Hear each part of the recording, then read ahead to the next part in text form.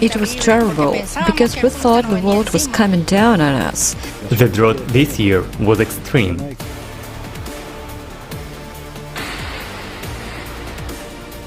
Words can't express what I'm feeling. I'm just broken and I'm numb.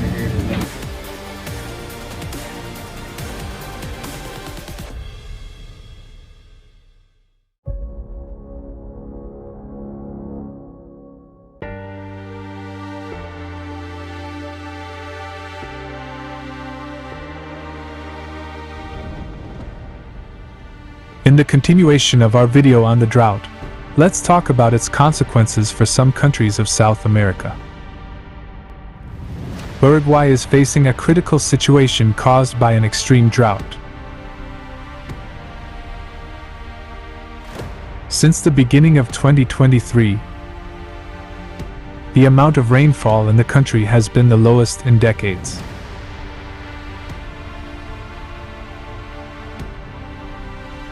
Already since the beginning of February, a ban on the use of drinking water for non-priority purposes was introduced.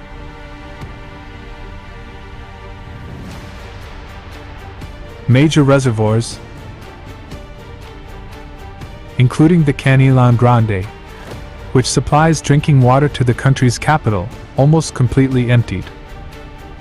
And even earlier, in October 2022, a state of emergency was declared in the agricultural sector. Animal farming, fisheries, and agriculture are suffering their biggest losses in 40 years, which naturally affects people's lives significantly. In 2023, a prolonged drought in neighboring Argentina, from which the country has suffered for several years, has become truly catastrophic. As of mid-March, the lack of rain for a long period of time has led to huge financial losses due to the loss of many crops and livestock deaths. The area affected by the drought is 172.5 million hectares, almost as much as the combined area of countries like Peru, Ecuador, and Paraguay. Another comparison: this area is more than 3 times the size of Spain.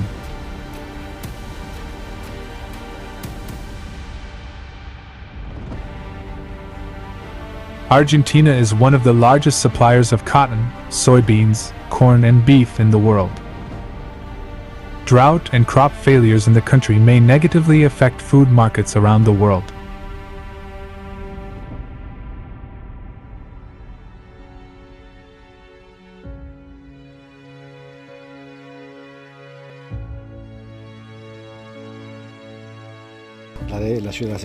The drought this year was extreme, and given that the previous 2 years also had a drought that dried out the soil, this year all the soil dried out. We've never had such a drought.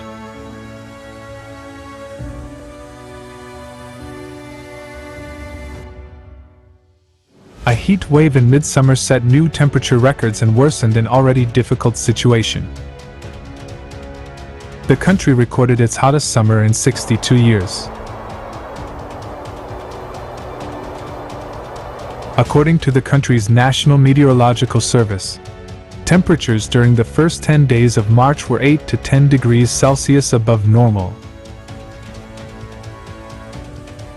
In the east-central part of the country, abnormal climate change is also reflected in the vivid contrast of natural disasters. While one part of the continent is exposed to drought, another one is exposed to severe floods.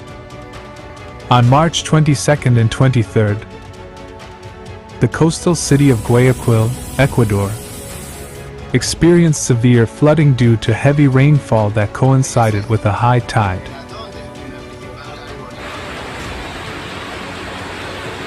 At least 13 regions were left without electricity and traffic was completely stopped due to the accumulation of water.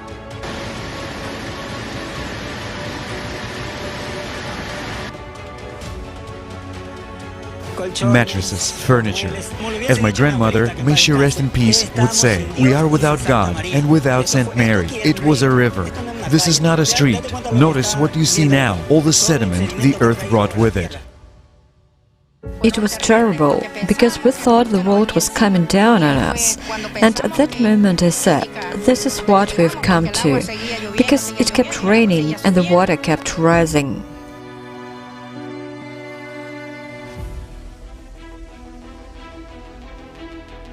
In Brazil, from March 16th to 22nd, thousands of people were displaced from their homes after floods and landslides in northeastern states.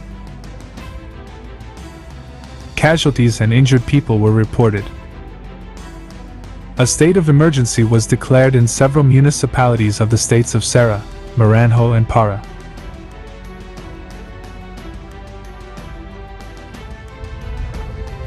The planet is being destroyed right before our eyes, and inaction can lead to the death of all life on it.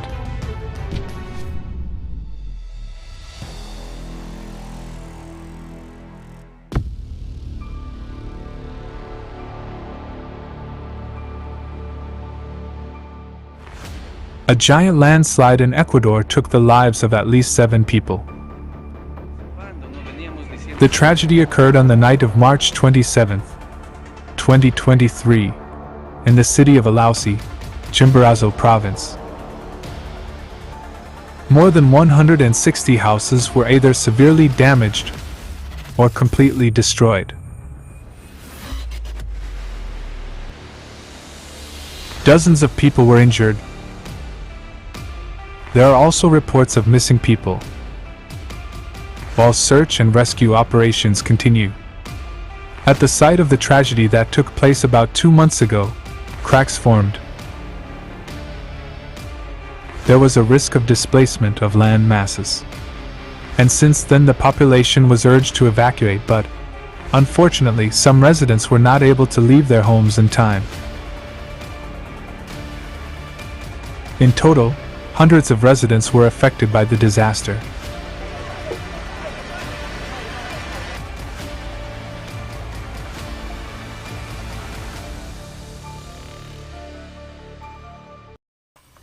On the evening of March 24, 2023, a series of devastating storms and at least 12 tornadoes swept across rural Mississippi state, affecting Alabama as well. One of the tornadoes was the deadliest in Mississippi in half a century. It took the lives of at least 25 people and dozens more were injured. The small town of Rolling Fork in the western part of the state almost ceased to exist. Neighboring Silver City was also badly damaged. There are not many surviving structures left.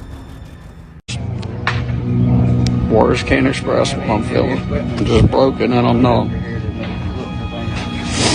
And knowing that my little boy could have been in this if I hadn't picked him up.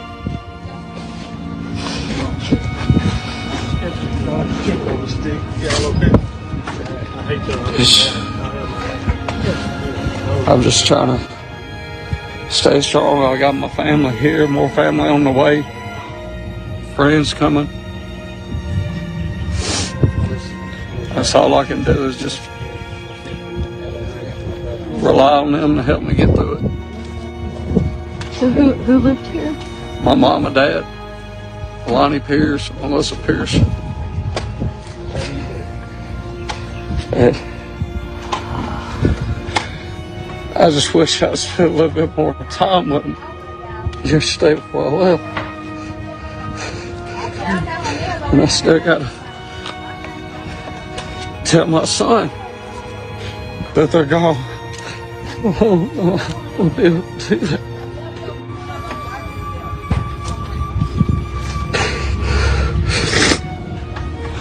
But I know that they're in heaven right now. And I was told that they passed away in each other's arms.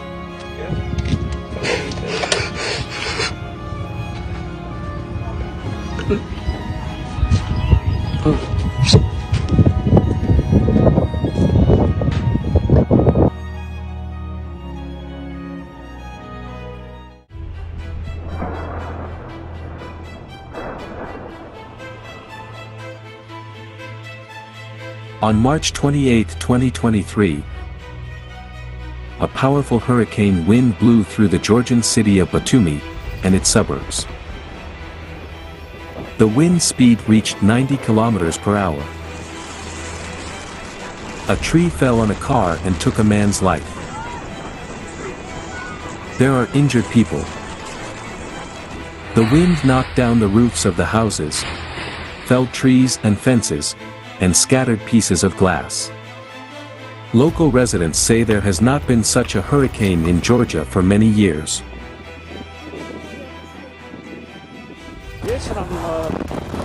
In the evening,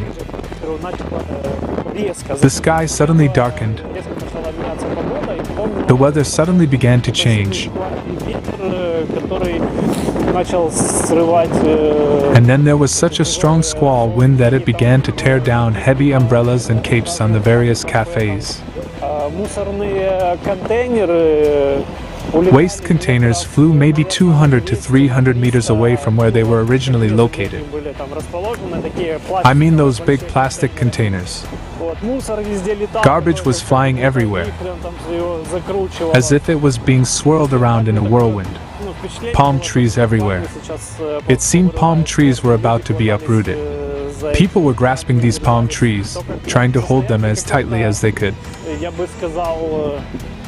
I would say a kind of pre-panic state, because you do not know what to do in such a situation. You don't have any understanding, any skill of what could be coming.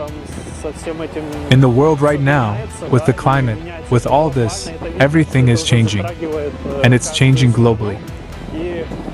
You can see that it's already affecting every country. And not only does it affect every country, but it's happening dramatically. No one expects anything to happen tomorrow. On November 12th, 2022, the date of the end was announced. What this mathematical model is saying is that if the destruction process is slow enough and there are no other factors to trigger its acceleration, then everything we're talking about will happen in October 2036. We have calculated different scenarios and come to the conclusion that in any, even the mildest version of the current cycle, all of humanity will perish. Just think, your comfortable family life, your business, your plans will be over in 6 years. And in 2036, the end of all humanity will come. Only a little time has passed, just half a year. But look at what the climate Cerberus has done to our world within such a short period of time.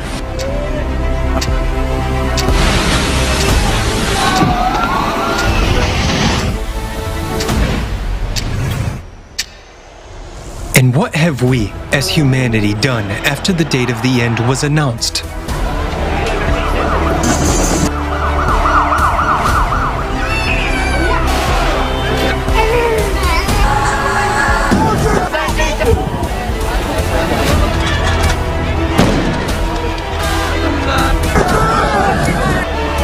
As you can see, our society as a whole has continued to exist in the consumerist format. Only a few volunteers out of 8 billion people have continued to fight for the entire humanity. The first floors are on fire. The walls are burning, but no one is doing anything inside. We've been taught that someone decides something for us. But now, nobody decides anything for us. Our house is on fire, and we are in the middle of it. And the saddest thing is that many of us don't even know about it. Prior to November 12, 2022, humanity lived in ignorance of its future. Now, the situation has changed. This is a fact that we have been living for more than 10 years. And as of today, you also will have to live with it. Now, the responsibility is on everyone who knows it. That includes you, the responsibility for what you do with what you know. Do you pretend nothing happened, or do you listen to the voice of your conscience?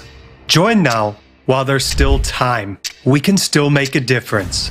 As long as we can speak up, we will speak out and spread the truth. On the 22nd of April 2023, the International Online Forum Global Crisis, There Is a Way Out, with simultaneous interpreting into 150 languages. Make this truth known to all. Now is your time to take action.